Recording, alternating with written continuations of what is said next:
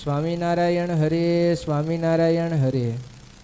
સ્વામીએ વાત કરી છે, મોટા શહેરનું સેવન તથા અધિકાર તથા ધનનો પ્રસંગ એ આદિ જીવને બગડવાના હેતુ છે, માટે તે સમજી રાખવું. નિરંતર મંદિરનું કામ કર્યા કરે તો પણ જ્ઞાન વૃદ્ધિને પામે નહીં, ને જ્ઞાન તો સાધુ સમાગમથી જ થાય. શાસ્ત્રમાં ભારે ભારે પ્રાયશ્ચિત કહ્યા છે, તે સર્વે આવા સાધુના સમાગમ અને દર્શને કરીને નિવૃત્ત થઈ જાય છે, એવું આ દર્શન છે. વાછડાને દૂધનો સ્વાદ છે ને ઈતરડીને લોહીનો સ્વાદ છે, તેમ ખાવા પીવાનું સુખ ને માન મોટાઈનું સુખ તે લોહી જેવું છે. અને નિજાત્માનમ બ્રહ્મરૂપમ દેહત્રય વિલક્ષણમ વિભાવ્ય તેન કર્તવ્યા ભક્તિ કૃષ્ણસ્ય સર્વદા, એ સુખ દૂધ જેવું છે.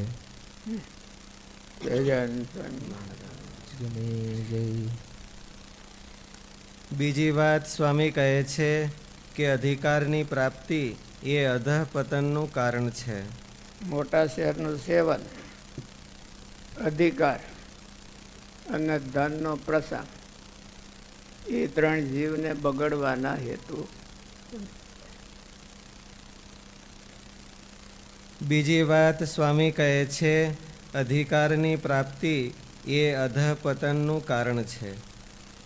આ સત્સંગ મળ્યા પછી મહારાજ અને તેમના સાચા ભક્તો તથા સત્સંગની કે સંસ્થાની સેવામાં રસ ન રહે અને અધિકાર કે ટાઇટલમાં જ જેને રસ આવતો હોય તો તે નીચે પડવાના હેતુ બને છે. અધિકારમાં સેવા કરવાના કાંઈ ચાન્સ છે કે નહીં?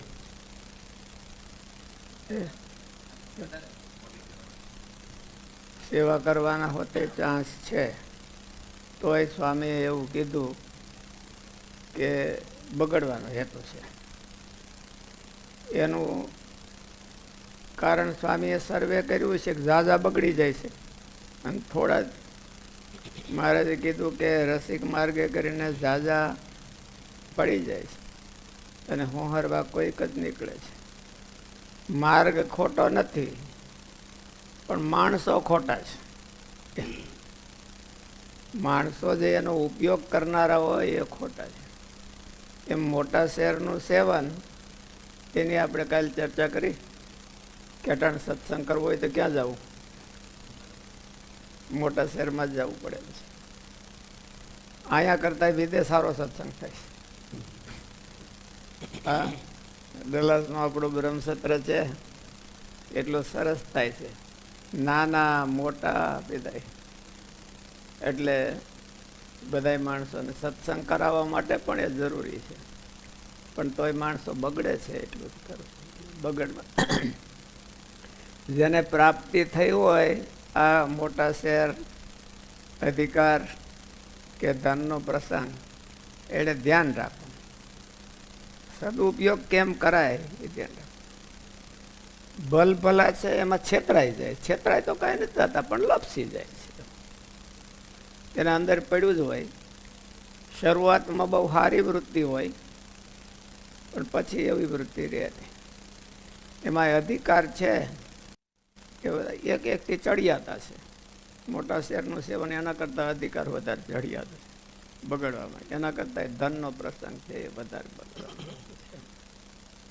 અધિકારમાં સેવા હોતે થઈ શકે છે. ઓલા સુભાષિતમાં કીધું ને કે વિદ્યા વિવાદાય ધનમ મદાય શક્તિ પરેશામ પરિપીડ ખલસ્ય સાધુ વિપરીત મેત જ્ઞાનાય દાનાય જરક્ષ. સાધુ અને અસાધુ એ બેયની પાછે ઓલી ત્રણેય વસ્તુ હોય. તો એ ત્રણેય વસ્તુ છે એને સાધુ બનાવે કે અસાધુ બનાવે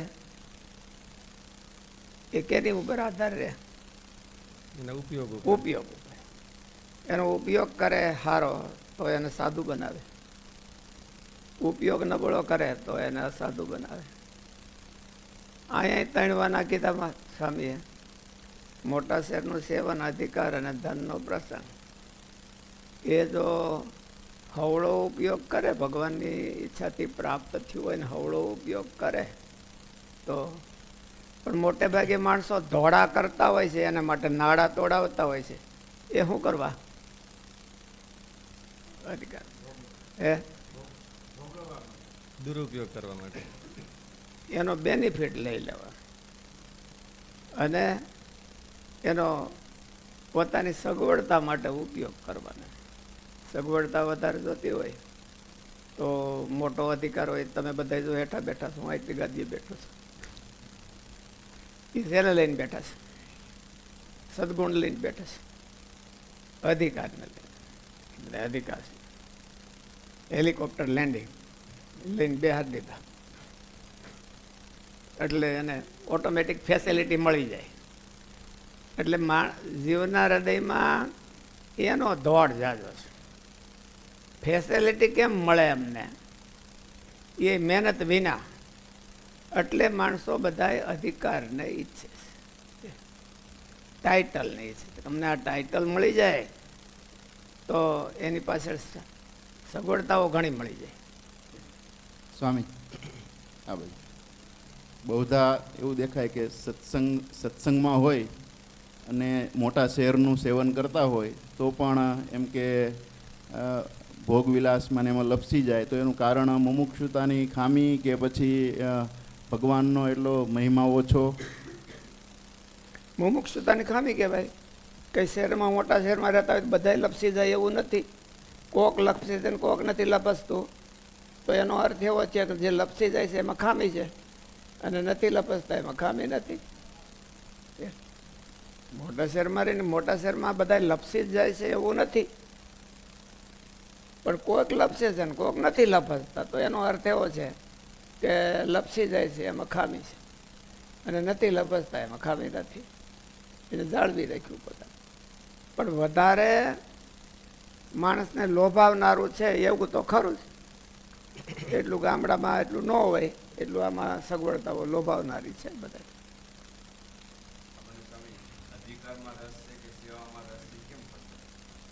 અધિકાર વયો જાય તો ઉદાસી થઈ જાય. 2-3 વર્ષ અને પાટો ગોઠતા માંડાવે. અધિકાર વયો ગયો હોય, આપણી પાસે અધિકાર હોય, કાંઈક કી પોઈન્ટ આપણને આપ્યો હોય, આપણને કેમાં રસ છે એ કેમ ખબર પડે? હરખું ધ્યાન રાખીને હોશિયાર હોય તો ખબર જણાવવા ન દે કે અમારો રસ આમાં છે. પણ એને ખબર ક્યારે પડે? મહારાજે કીધું ને, બ્રહ્માનંદ સ્વામીનો પ્રશ્ન છે કે કુસંગ કરતો હોય અને હોશિયાર હોય તો ખબર ન પડવા દે તો એ કેમ ખબર પડે? કાં તો કે એની પ્રતિષ્ઠાનો ભંગ થાય ત્યારે ખબર.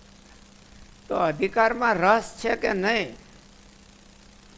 કે અધિકારને અરે બે વાના આવ્યા હોય, અધિકારે આવ્યો હોય ને સેવાએ આવી હોય, તો એને સેવામાં રસ છે કે અધિકારમાં રસ છે? બે હારે પેરેલાલ હાલ્યા જતા હોય. તો કયો રસ વધારે છે એ કેમ ખબર પડે? કયો રસ વધારે છે એ કેમ ખબર પડે? એ વયું જાય તે ખબર પડે. સેવા વહી જાય અને અધિકાર રે, અને અધિકાર વયો જાય અને સેવા રે, તો જેમાં રસ હોય એને ધક્કો ન લાગે. રસ હોય અને એ વયું જાય તો એને ધક્કો લાગે. એટલે રસ ન હોય એમાં, અધિકારમાં રસ ન હોય, અધિકારને યોગ્ય સેવા મળતી હોય એમાં રસ હોય એને, તો અધિકાર વયો જાય અને સેવા ઊભી રહે તો એને કાંઈ ધક્કો લાગે? તો એને ધક્કો ન લાગે, કારણ કે સેવા તો ઊભી જ છે. પણ એને અધિકારમાં રસ હોય અને સેવામાં જેવો તેવો હોય. સેવામાં રસ તો લેવો પડે.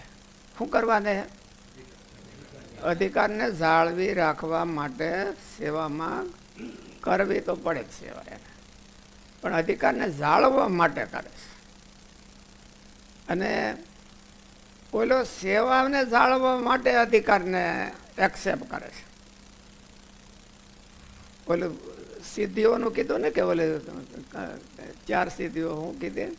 સાલોક્ય સાર્ષ્ટી સાલોક્ય સાર્ષ્ટિ સામીપ્યમ સારૂપ્ય. સારૂપ્યમ અપ્યુટા દીયમાનમ ન ગૃહણંતિ વિના મત્સેવનમ જના. એમાં બે વાના છે કે એ સિદ્ધિ છે અને સેવા છે, બે પેરેલલ હાલે છે. સામીપ્ય કીધું, સાલોક્ય અને સામીપ્ય, ભગવાનની સમીપમાં રહેવાનું ને ભગવાનના લોકમાં રહેવાનું અને ભગવાનની સેવા કરવી, ત્રણ વાના છે. પણ જો સેવા વહી જાય અને સાલોક્ય અને સામીપ્ય રહે તો એને એમાં રસ નથી. સેવાને આધારે એને એક્સેપ્ટ કરવું હોય, મહારાજે ચાર સિદ્ધિને ગ્રહણ કરતા નથી એમ કીધું કે ગ્રહણ કરે છે એમ કીધું? શ્લોક વચનામૃતમાં શું કીધું? ઈચ્છતા નથી, કેમ ઈચ્છતા નથી? સેવાના ભોગ સેવા ન હોય તો ઈચ્છતા નથી એમ કીધું. સેવા હોય તો વાંધો તો કઈ વાંધો નથી એને. જો એને યોગે કરીને સેવા મળતી હોય તો એને રસ તો સેવામાં છે. તો ભલે આવે કે સિદ્ધિઓ હોતી, સિદ્ધિઓની એલર્જી નથી એને, કે દોડે નથી, એની એલર્જી નથી ને દોડે નથી. જો સેવાને યોગે કાંઈ મળતી હોય તો કાંઈ વાંધો નહીં, એના વિના સેવા બંધ થઈ જતી હોય તો ભલે આવે. દીયમાનમ અપી ન ગૃહણંતિ વિના મત્સેવનમ જના. એટલું ભગવાન હારે લખીને આપ્યું, વિના મત્સેવનમ જના.